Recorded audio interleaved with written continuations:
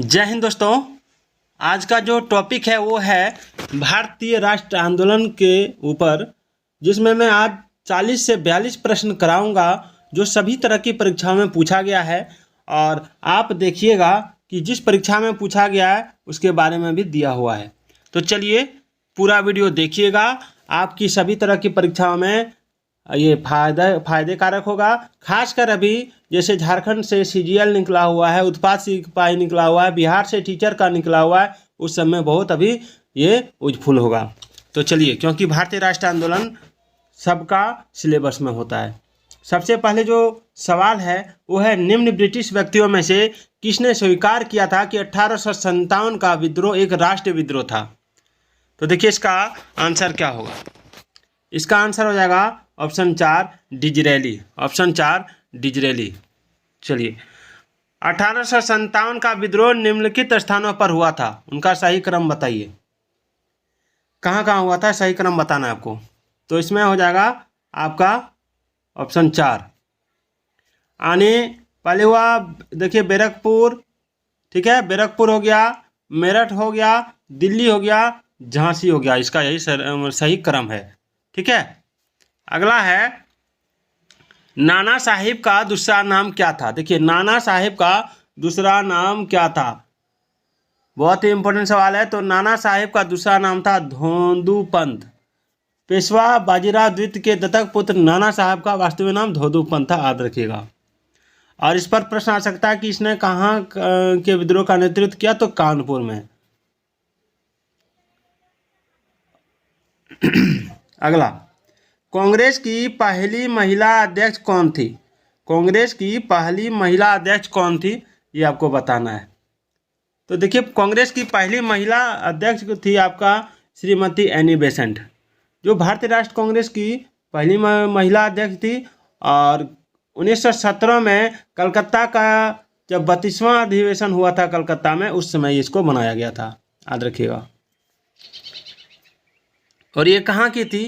तो जान लीजिए कि 1896 में आयरलैंड की थियोफिस्ट महिला एनी बेसेंट भारत आई थी, यानी ये आयरलैंड की रहने वाली थी। चलिए, इतने सारे सवालों में पूछा गया सवाल है, भारतीय राष्ट्र कांग्रेस का पहला अंग्रेज अध्यक्ष कौन था? हाँ, भारतीय राष्ट्र कांग्रेस का पहला अंग्रेज अध्यक्ष कौन था, ये सवाल आ सकता है। तो जॉर्ज वुल। कौन था? जॉर्ज वुल, याद रखिएगा, जॉर्ज वुल।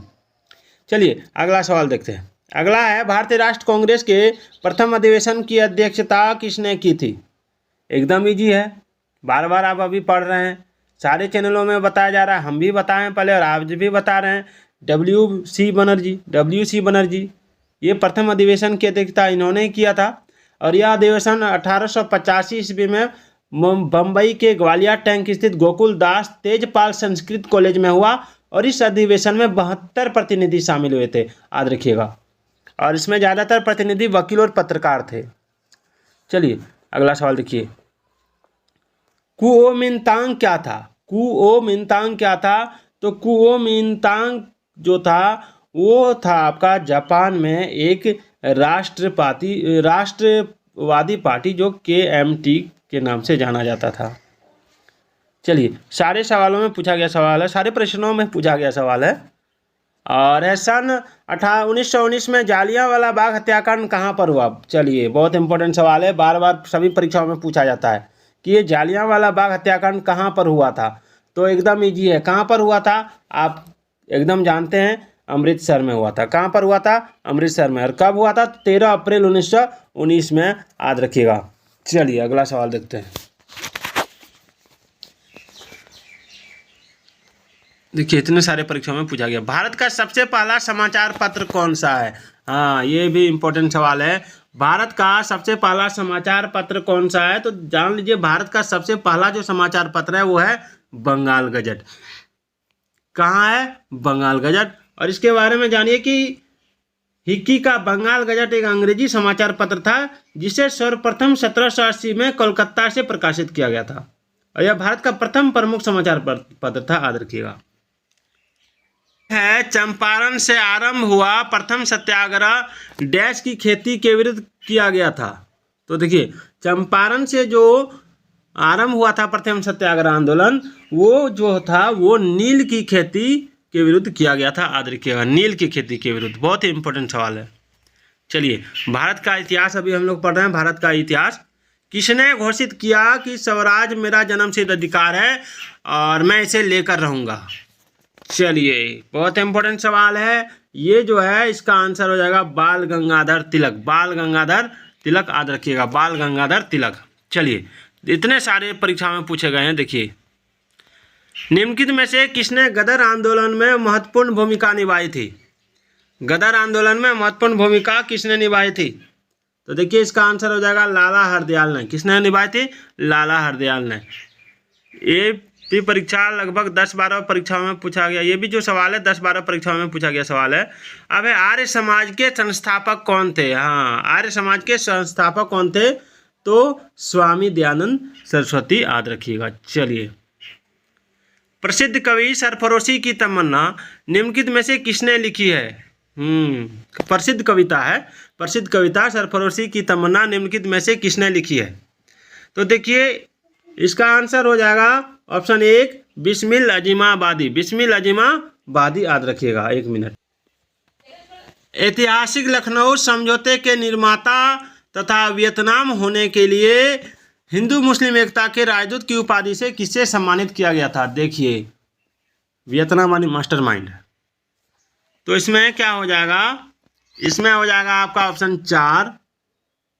कौन सा? ऑप्शन 4 मोहम्मद अली जिन्ना। चलिए, मोहम्मद अली जिन्ना।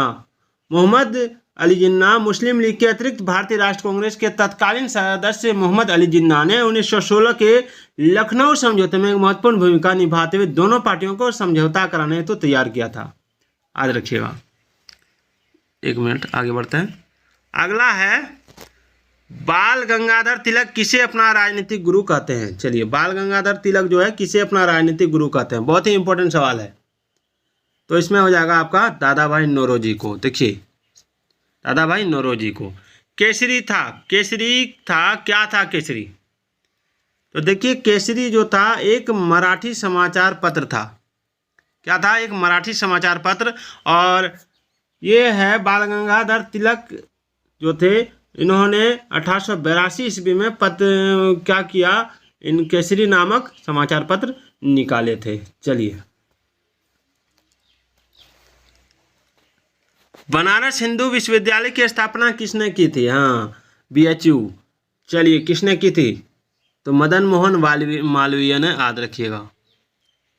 चलिए, भारतीय राष्ट्र कांग्रेस का पहला मुस्लिम अध्यक्ष कौन था? भारतीय राष्ट्र कांग्रेस का पहला मुस्लिम अध्यक्ष कौन था? तो इसका आंसर क्या होगा? तो इसका आंसर हो जाएगा बदरुद्दीन तैयब जी। याद रखिएगा, बदरुद्दीन तैयब जी। बहुत ही इंपॉर्टेंट सवाल है। बदरुद्दीन तैयब जी, इसका आंसर होगा बदरुद्दीन तैयब जी। चलिए, अगला सवाल देखते हैं।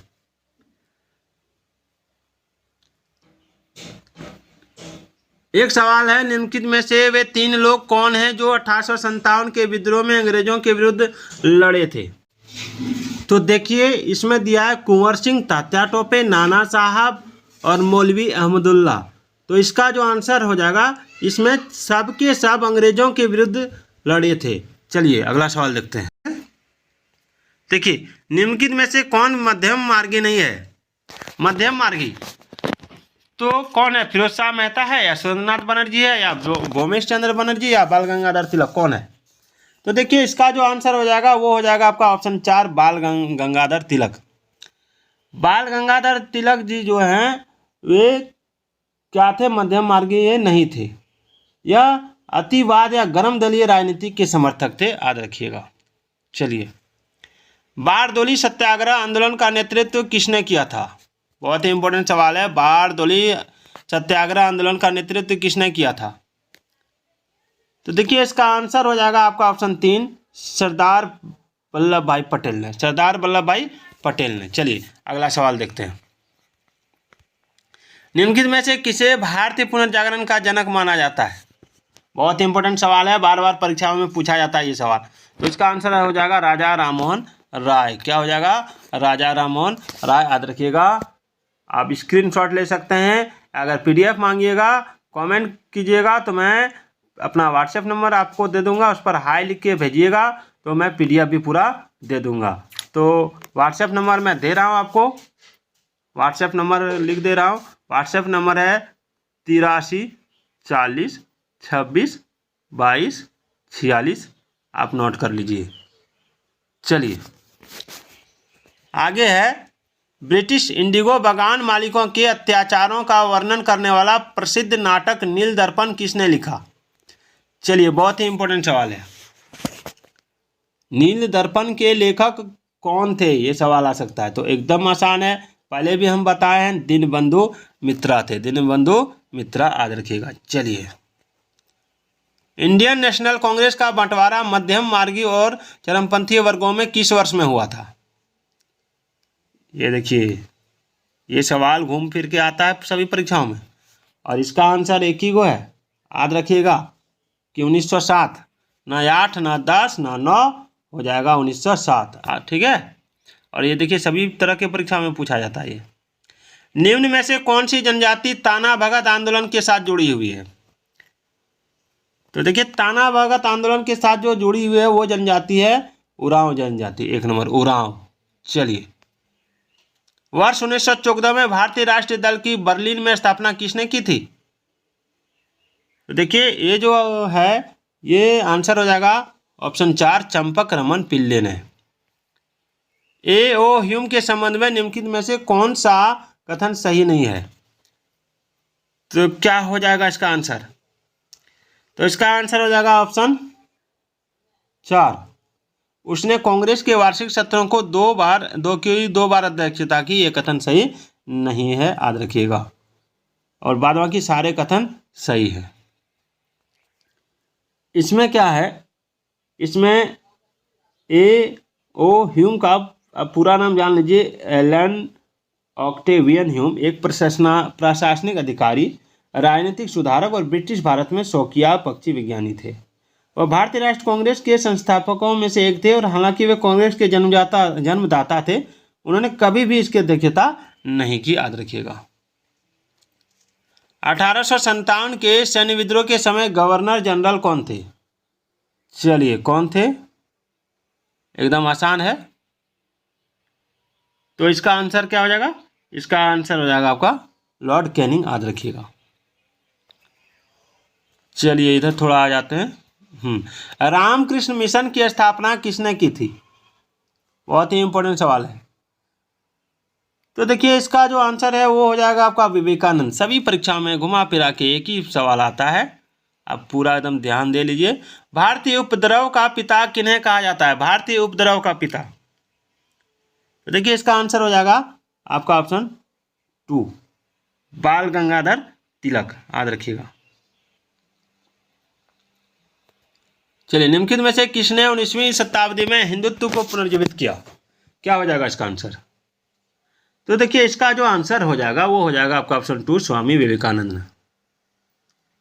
चलिए, कौन सा ICS अधिकारी भारतीय राष्ट्र कांग्रेस के 1885 में गठन में शामिल रहा?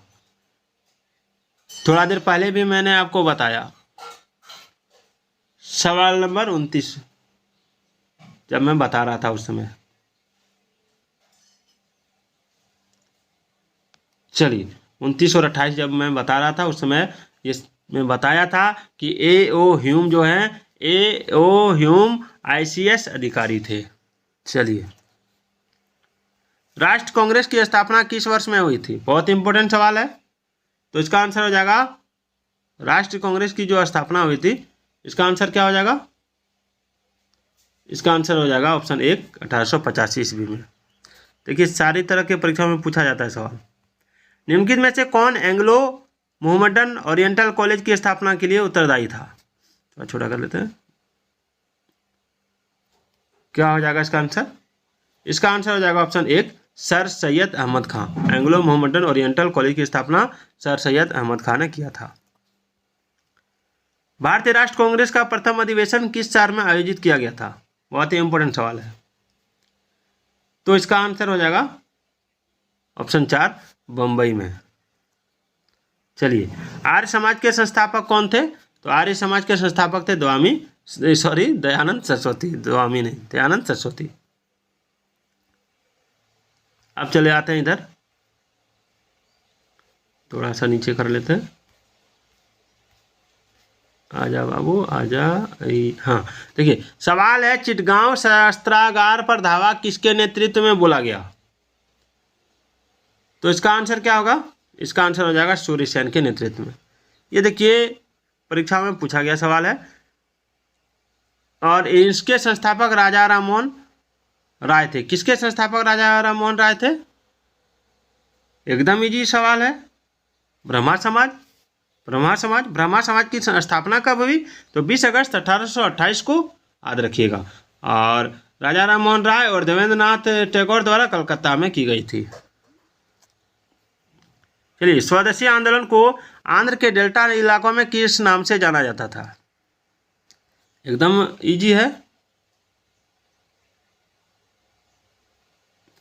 वंदे मातरम आंदोलन। चलिए, अरविंदो घोष का नाम किस षड्यंत्र मामले से जुड़ा हुआ है? तो इसमें हो जाएगा अलीपुर षड्यंत्र मामला। अरविंद घोष अलीपुर बम षड्यंत्र कैसे संबंधित है? और यह मई 1908 में से मई 1909 के दौरान एक महत्वपूर्ण अदालती मुकदमा था। अरविंद घोष पर हमले की योजना बनाने और सहयोग करने का आरोप लगाया था। हालांकि उन्हें 1919 में आरोप मुक्त कर दिया गया था और चित्तरंजन दास इस मामले में उनके वकील थे। चलिए, स्वतंत्र पार्टी के संस्थापक कौन थे? तो इसका आंसर क्या हो जाएगा? इसका आंसर हो जाएगा ऑप्शन 4, सी राजगोपालचारी। चलिए, दादा भाई नौरोजी ने अपने धन का पलायन सिद्धांत को किस पुस्तक में वर्णन किया है? थोड़ा सा नीचे कर लेते हैं। इसका आंसर क्या हो जाएगा? तो देखिए, इसका आंसर हो जाएगा option 1, poverty and un British rule in India. याद रखिएगा, दादा भाई जी नौरोजी द्वारा लिखा गया पुस्तक poverty and un British rule in India, याद रखिएगा। चलिए, अगला है औपनिवेशिक भारत में भारतीय विधवाओं के लिए शारदा सदन स्कूल की स्थापना किसने की? बहुत ही इंपॉर्टेंट सवाल है। तो इसका आंसर क्या होगा? इसका आंसर हो जाएगा ऑप्शन 4, पंडित रमाबाई। भारतीय समाज सुधारक पंडित रमाबाई ने उच्च जाति की निसहाय विधवाओं को आश्रय प्रदान के उद्देश्य से सन 1889 में बम्बई में शारदा सदन की स्थापना की थी, याद रखिएगा। चलिए, आज का ये 44 प्रश्न आपको कैसा लगा कमेंट करके जरूर बताइएगा। और मैं फिर कल लगभग 100 प्रश्न का सीरीज लेकर आऊँगा ताकि आपकी जितने भी तरह के एग्जाम हैं सब क्लियर हो। तो फिर मिलते हैं। जय हिंद, जय भारत।